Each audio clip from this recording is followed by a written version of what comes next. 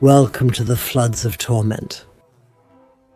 In Tides of Torment, the new downloadable content, or rather the new downloadable content pack for Total War Warhammer 3.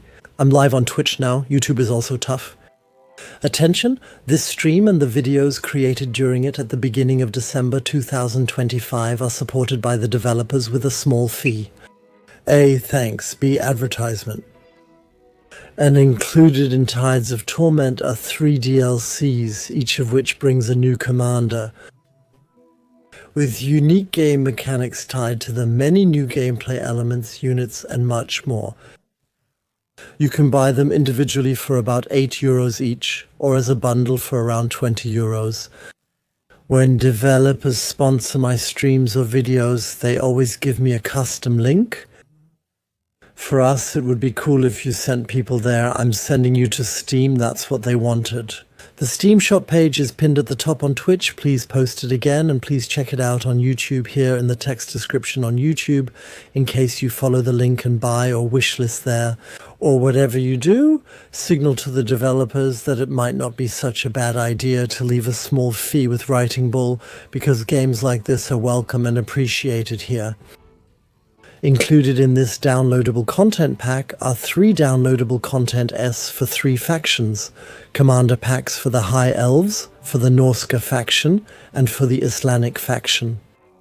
With Norska, you get a commander named Sile, who builds in the settlements of his enemies, earns their trust, then betrays them. A very likable character, Islanish Deshala, captivates his enemies with brutality and arrogance according to the chat. This means the enemies will be enslaved and used to strengthen the empire. And today we're playing the commander pack with the High Elves and with Aislinn, a water ruler, a sea lord, a commander who can found colonies on islands or on land, but also has his own ships, the so-called dragon ships, which he can upgrade into fully fledged settlements, which are a bit obvious. I mean, fully fledged, they basically function like settlements. They might not have as many advanced buildings and not as much building variety, but the ships are upgraded and are self-sufficient, meaning economically independent. At first you can only command 1 dragon ship, later on more, and then there's also a mechanic when you conquer settlements that are, for example, held by zombies or pirates. Then you can either build a limited number of your own small outposts on land there, or that's what you'll usually do. You give them away to other rulers of the High Elf faction, then you get on good terms with them. The benefits you keep for yourself are limited rights. For example, you can also expand these outposts a bit to always take on new supplies there, or to quickly replenish your troops and so on. Clone outposts, dragon ships. That's the triad you have here with our ruler Aislinn and with the High Elves. And that's what we're going to start with now. Attention, this is just a playthrough, it's not a completely new game. From beginning to end you reach the Immortals, that's the big sandbox experience. That means all Warhammer parts 1, 2 and 3 are combined and have a huge map. And that's what we're playing on. Prince and Emperor, and we're playing with the High Elves. These are the 6 leaders you already know. There are no limits to my power. Light of the Aces. We are the legacy of Nagareth. I am sworn to avenge. They all existed before. I was born for greatness. The colleague already existed, but this is the new one we'll play. All one's enemies shall be drowned. An arrogant, conceited guy. And fire at will. Now everything on my command, Zish, hammer over. And that wicked grin when everything was fine. First assigned in the eastern colonies where Sun and Star Towers stand guard. Aislinn is preparing to secure Ulthuan's future, the future of the Elven Kingdom, with the power of the Azure dragon ships. That is this feature or this feature family of Azure. They have access to these powerful dragon ships, can establish or align colonies, gift outposts to other high elf factions, and can also generate progress through them, and so on. One advantage is we can issue so-called province edicts, meaning these are faction effects, not yet those from the ruler. We can create province edicts without owning the entire province. One or two are enough. We're better at sea and can channel water, and we recruit faster. Those are the positive aspects of this faction. At the top, our starting army appears twice. A good infantry unit, 2 times a good shield and spear militia, 2 times sky gliders, flying ranged units, and a tank unit. The unit of the Oceanids in the middle is a monster. These are the effects that our commander brings. We can attack harbour settlements from the water. We have a greater range at sea on the campaign map. At sea, ranged units in naval battles have plus 20 missile strength. Upkeep for certain units is reduced, and we have a special ability that the commander can use in battle. That means if we have units with low leadership whose morale is broken, we can rally them better and bring them back to us. Yes? Then let's begin now. Let's start.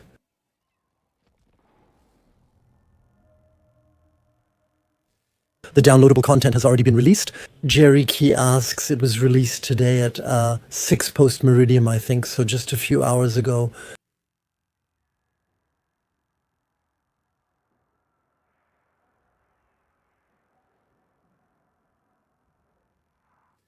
Just so you know, I've already played part of this campaign before.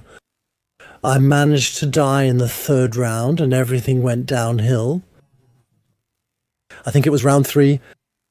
After that I said I'd do the rest live.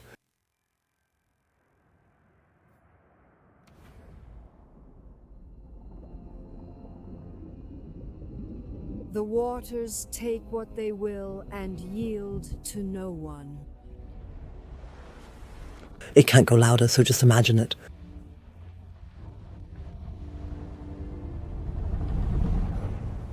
Veiled in mists, sword that cuts the boiling waters. Iceland, born servant of the Phoenix, king of Othwan. Master of the tides and the lurkers in the deep.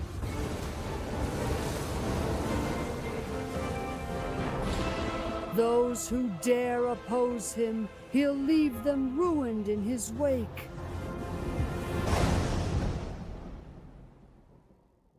And here we go. A thank you to RetroFreeze for gifting a subscription, and to Niche Danger for their very first subscription. Please send some flowers from the chat for Niche Danger. Whoever condemned Alfwan will have no mercy or future. Thanks Panisher for the 46th sub and Henny for the 18th. Greetings to you all. It is said that all those who dare to desecrate our realm will be granted neither mercy nor a future. Had internet problems, fixed internet problems, we're moving on. We can gain influence to manage and affect diplomatic relations at court.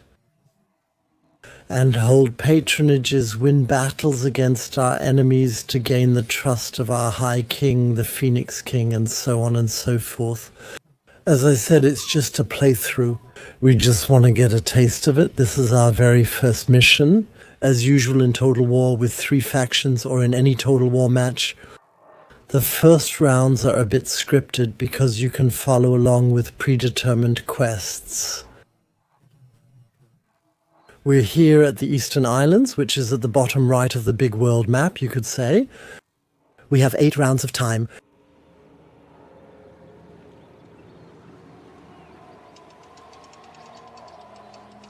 And we have 8 rounds to get the Relentless Hunt. A bonus, at least that's how I understand it, that you have 8 rounds of time. Maybe it also applies for 8 rounds. That after a victory you can move on faster and recruit armies more cheaply. Reward for our quests. The quest is to establish an outpost down here. Elf colony availability, which means the next settlement we conquer can then be turned into an elf colony. That won't be possible at the start. And this is the resource elf trade. We gain 100 of it. This is the resource elf trade. We need that, for instance, to build our dragon ships. There we have dragon ship supplies. With those, we can construct buildings on the dragon ship and maintain some effects. That is we who then also have to build them, and we also have to build them up. To Dekasa for the first subscription, flowers from chat for both new here. And here in the front is the settlement, and let's go there right away and attack immediately. This is our settlement here. Can we upgrade the ship already? Shipbuilding window? We have 6,000 gold and gain 1,252 each turn. We could start upgrading. We have enough for level 1. We have enough for level 2 too. No, we have to build the lower one first. We need to build the militia cover.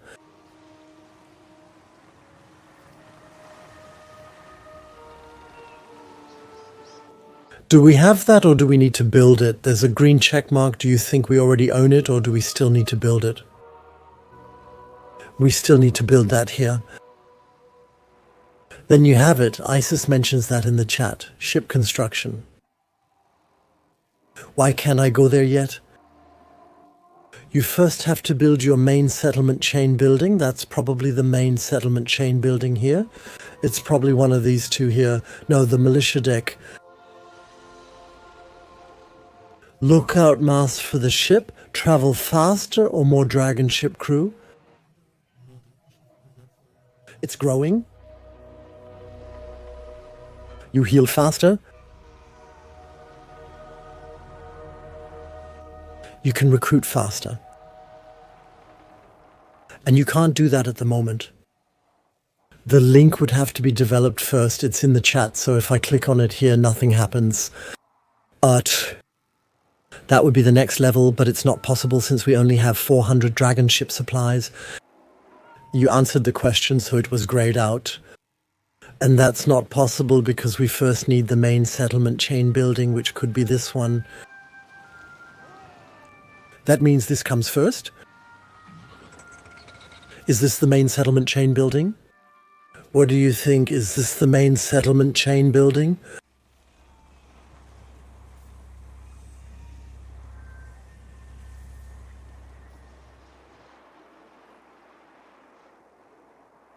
You all think yes, then we'll wait until we have 500 dragon ship supplies. We have 100, we have 400, sorry. So that means we won't build anything for now. Can we already recruit units? The browser builds that thing, that's what it looks like. Now we also have a better overview. These are the 3 main areas. That's the main building. Now you can see it better. They're always far left, that's clear. Then let's see if we can recruit troops. Elite, we could recruit a legendary mercenary regiment or regular units. We could recruit the legendary ones, but it's not unlocked yet. Our commander needs to be better. Well, we could recruit troops at the front. We have one at the moment. These are the standard troops here. Archers, archer with light armor, ship crew, spearmen. We can't recruit the Sea Guard yet. Or is that the Sea Guard? Ship crew, heavy infantry. Spear infantry. These are all different units from the ones we have at the moment, all new types of units.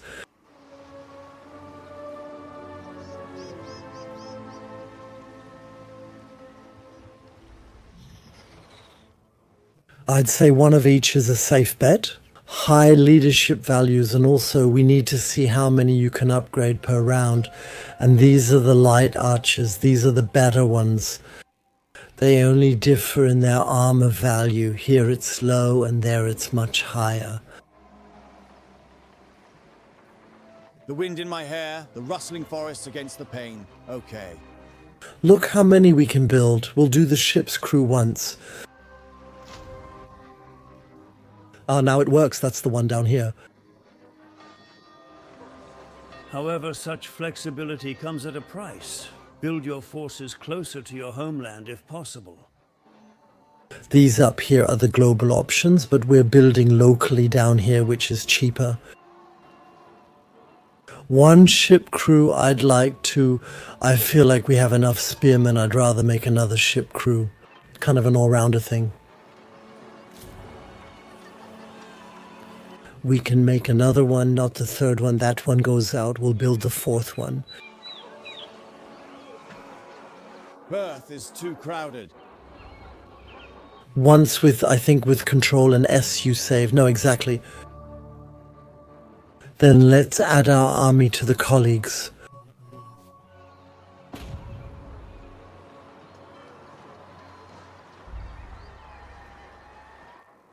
His effect is that you move faster on the campaign and he can also fight. Now we'll move over with our army and attack here.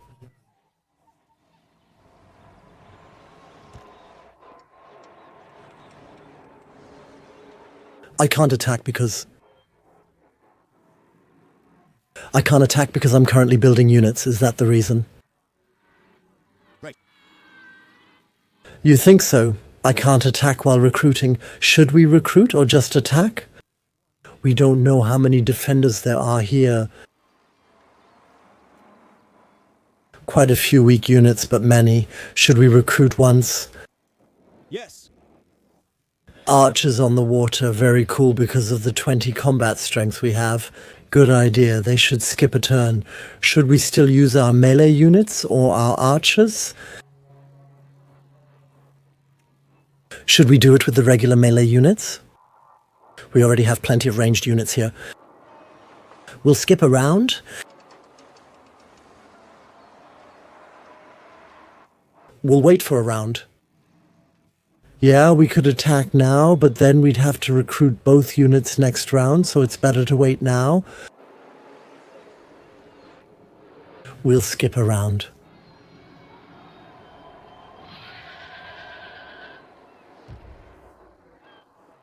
We can build a building upgrade, but if we build it, then we'll lose the opportunity. I don't have any... Time for trivial pleasures. If they build it, we lose dragon supplies. The dragon supplies cost.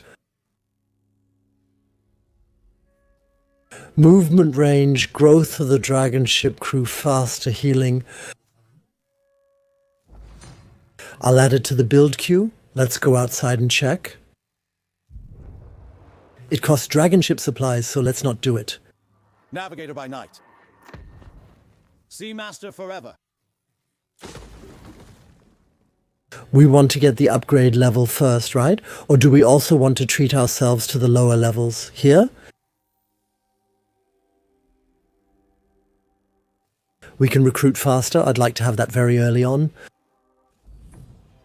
Build it once. If I skip recruiting and just build, can I still attack? Can I attack then? No, during the building phase we can also recruit again. The rest depends on me.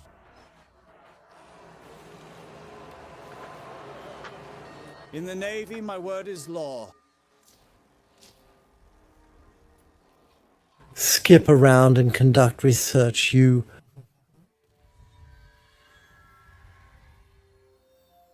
Turn the window away.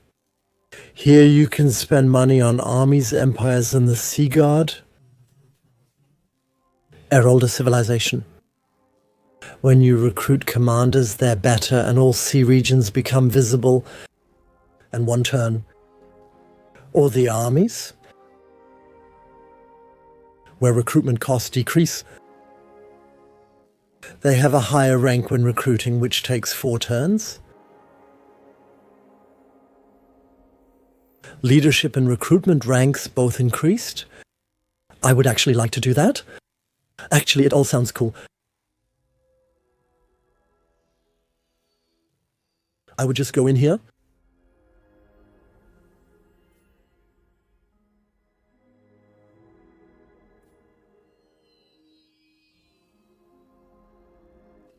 Let's do that. It's quicker. These advances will be useful. I have to update the recruitment process again. She accidentally hired 3 people. Oops, how did that happen? I only hired 2 people. Oh, I brought in the globals by mistake. Now we have the easy ones, thanks for the tip in the chat. Alright, then. 1 round further, right?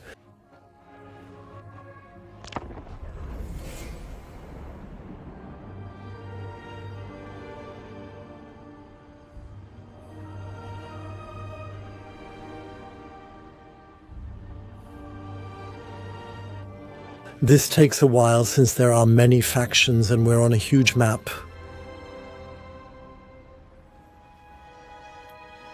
Thanks to Juan Perry for gifting a subscription, staff. Thanks for the 10th subscription. Greetings to you. Someone's coming.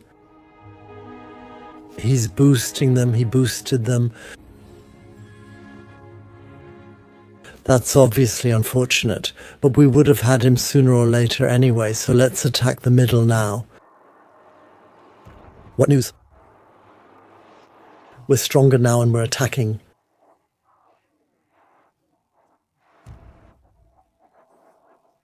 I have to change the position first. Where do I do that? We don't have the position either. Dragon ship expansion, landing in the mist, allows the fleet crew to go ashore anywhere and ignore cliffs and impassable terrain. Movement range on the campaign increased, immune to attrition, enemy melee defense reduced, speed increased. Math land includes all of us. Then we can attack next turn using position in the fog.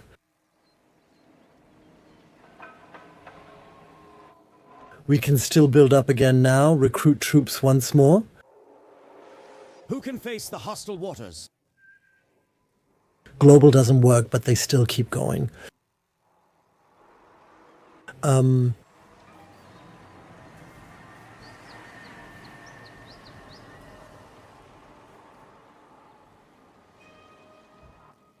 We have few archers right now. Should we invest in them since they have a combat advantage? Should we focus on basic military units first, like the ship's crew?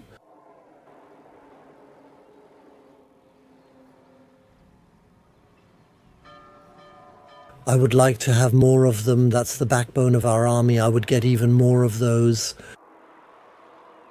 Those are the absolute best. That's true. Elves are great at archery, so let's pick archers twice. We can attack next round.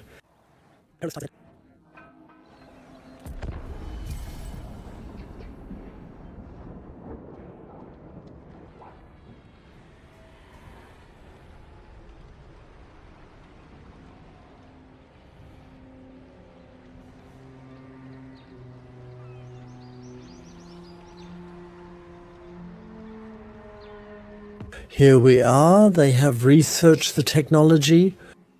When recruiting, certain units are stronger and will have higher leadership values, which means the units won't fall in battle as quickly.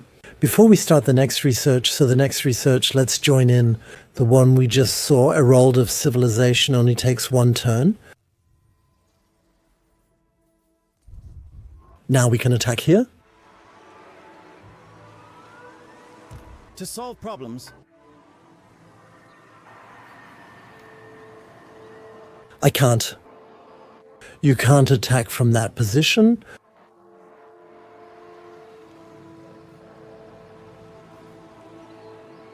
You can't attack when landing in fog.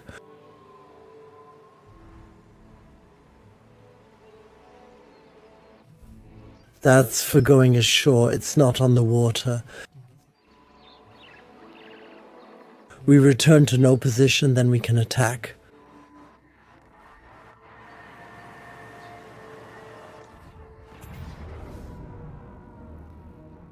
Narrow victory. Let's do manual opponents once. Oh, they're strong. They've just joined.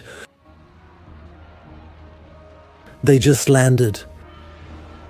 If we'd fought in the first round, only these guys would be here. I don't think that's easy. Double sword and double sword infantry, zombie pirate artillery, that's ranged combat. That's melee combat. Musketeers. Vampire bats, we have to fight them from the air. And a monster that explodes, we have to catch it before it attacks us. And a hero attacking us, a master wizard named Charlie.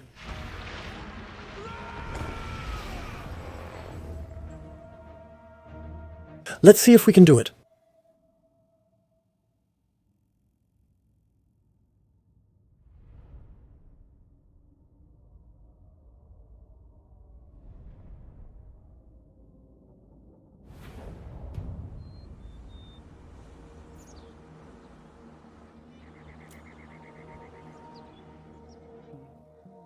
So, and we're relatively high up. We could start here, forcing them to move through the forest toward us. Forest is bad for range combat because we have... But we'd have this immense height advantage, and they have a lot. Yeah, we could do the following. We could station ourselves up here in the forest and then march down onto them. We'd be exhausted by the time they reached us. Or we could stay on the hill. I like that idea too. We can do that too. Leader to the front.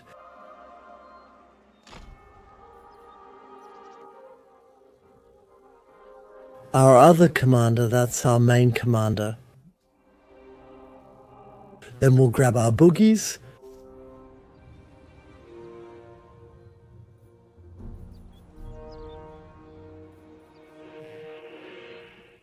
Let's put them together. I'll make number 3 out of them. These are the ranged fighters. Let's station them right here in front.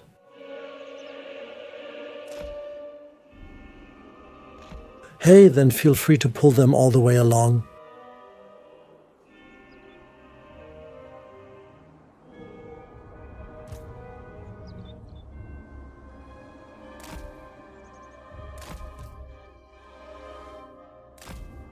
Love and Seaguard.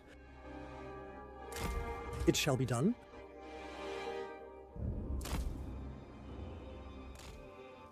Be done so.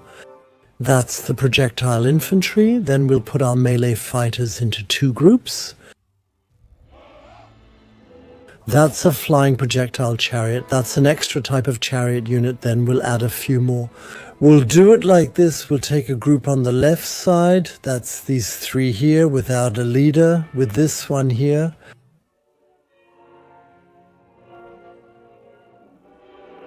That's group 1.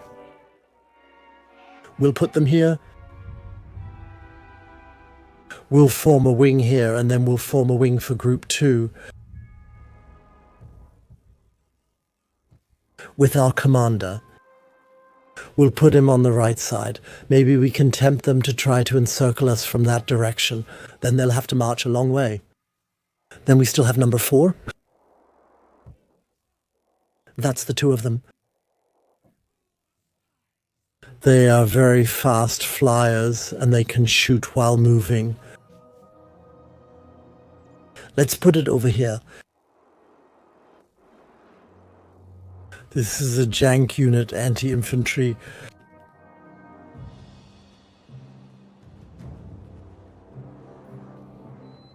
And this one, this is number 5, and we'll put it right in the middle. Right? We'll reinforce the right flank, the left flank from the enemy's perspective, and the right, and position them. I'm curious to see how the enemy will react to this. The wind in my hair, forests flapping against pain, they're coming toward us. That's already good. Now they have to come up the hill to us.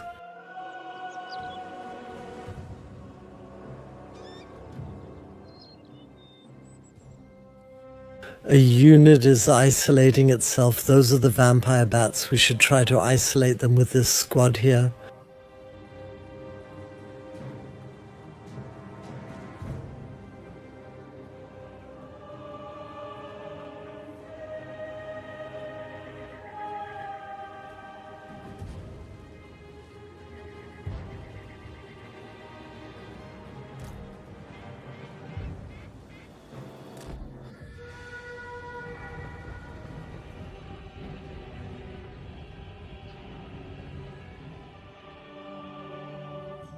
Those are the enemies here. That's the commander. No, that's a monster. If that explodes, we should shoot it down really quickly. Save your ammo. We'll fly over with those once and let the monster detonate. Ammo.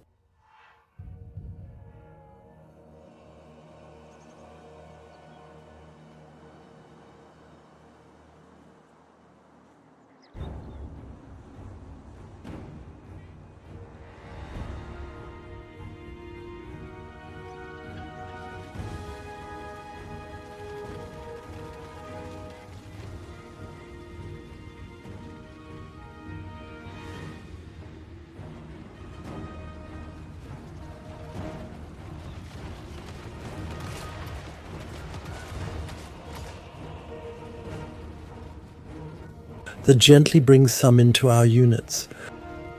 Let's see if we can hit them too. Shoot again, then it'll explode.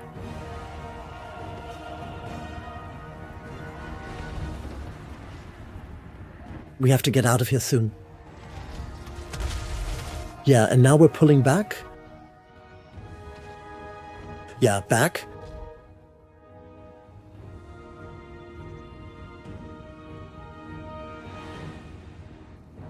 Now, we need to watch how they're advancing towards us, how wide they're making their front. We need to have the wider front.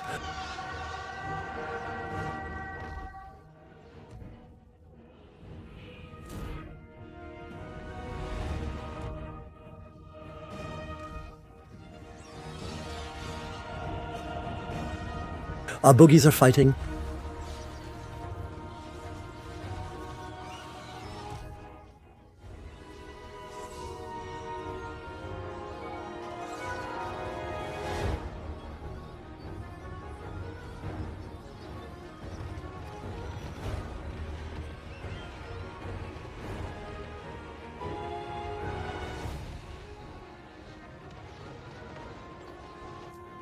We should slowly move into close combat. They have a lot of projectile infantry. They're only causing us very minor losses.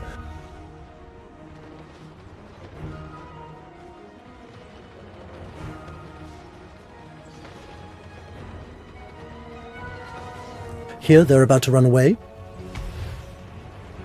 They already have low morale. Let's tell our archers to fight in here. They're in close combat. That's fine. Now let's surround them completely, okay? Move in here. And with those, we'll do the pincer attack right here. Attack the wizards. We'll launch the attack here with those. The 3-man squad is here, and the 4-man squad is also here. That's infantry, that's infantry. Then we'll send the 2 infantrymen in here.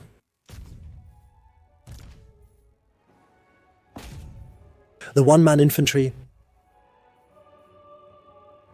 we'll send forward like this here.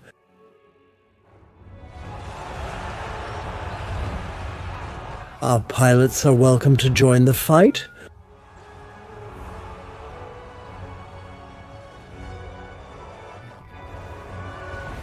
And 1 squad is fleeing badly.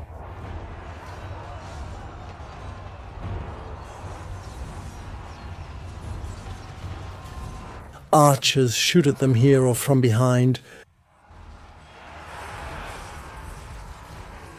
They're fighting up close here, that's great.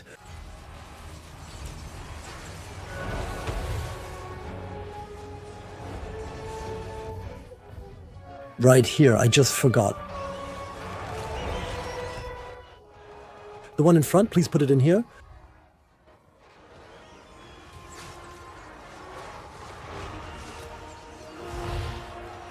There's another one coming.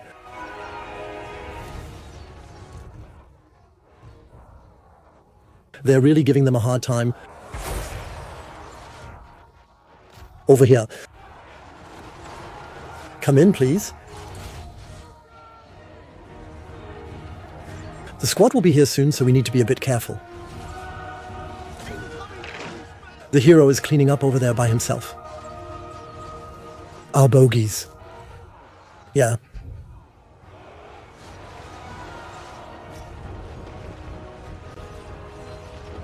We have to help him right away. They're storming in. We'll handle them here.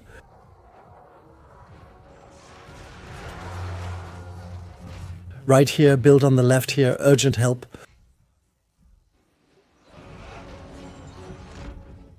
That was too much. Archers protect. They're surrounding the retreating troops here.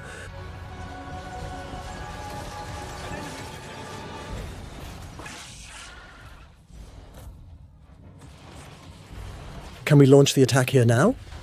Oh.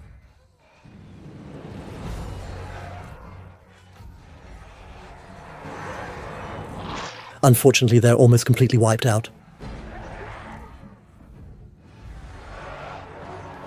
Do we still have a squad of them here?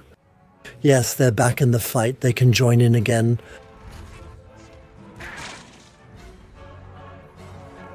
My hero boosts morale within a radius. Here he is up front. He'll use the morale action, gather leadership. He just did it. Afraid to activate.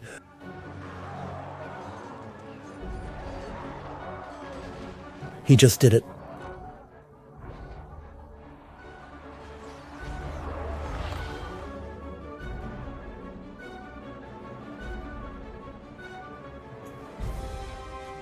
On a unit, it says in the chat.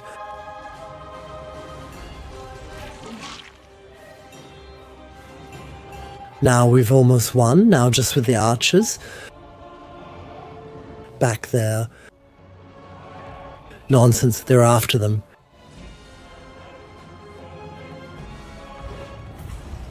Yeah, we did it. It wasn't sensational, but we managed it. Losses, 162,500 people remain.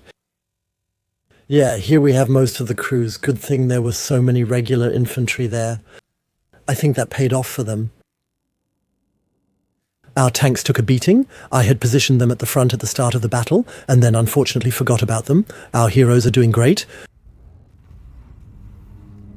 That's called a Pyrrhic victory. I think it was a nice win.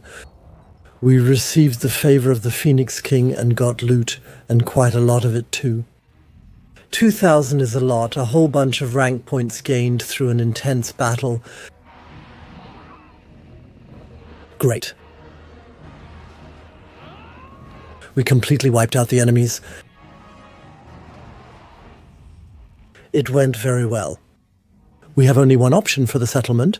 We can only go for building an outpost, so we could tear down Osram, but I think we should build an outpost. That's what we'll do. Either one north or south, doesn't matter. I'd say we're closer here right now, so I'd give this to the Order of the Masters.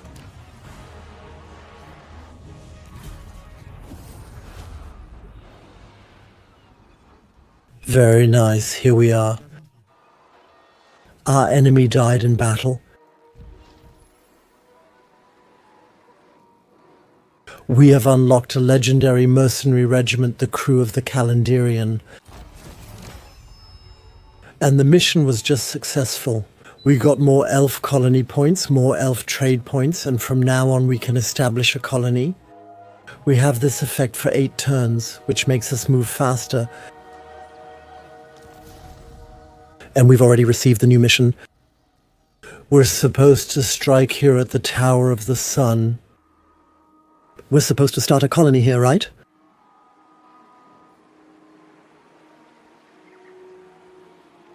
Yes, establish an elven colony. We can build a colony now, and this is where we're supposed to establish it. I'll gladly do that, and we can make it legendary.